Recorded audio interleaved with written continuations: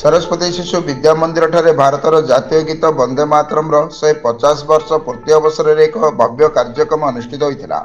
यही अवसर में जिलार जड़े प्रतिष्ठित सांबादिक तथा म गजपति वृत्तचित्र निर्माता श्री श्रुज्ञान सागर भारत माता फटोचित्र निकट में प्रदीप प्रज्वलन करते। यही अवसर में अनुष्ठान प्रधान आचार्य श्री सरोज कुमार पंडा वंदे मातरम रचयिता श्री बंकिम चंद्र चट्टोपाध्याय स्मृतिचारण करते एवं वंदे मातरम गीत तथा भारतर स्वाधीनता संग्राम रे वंदे मातरम भूमिका विषय रे आलोकपात करथिले।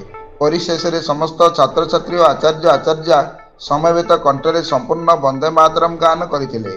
शेष रे दुर्गा प्रसाद साहू धन्यवाद अर्पण करथिले।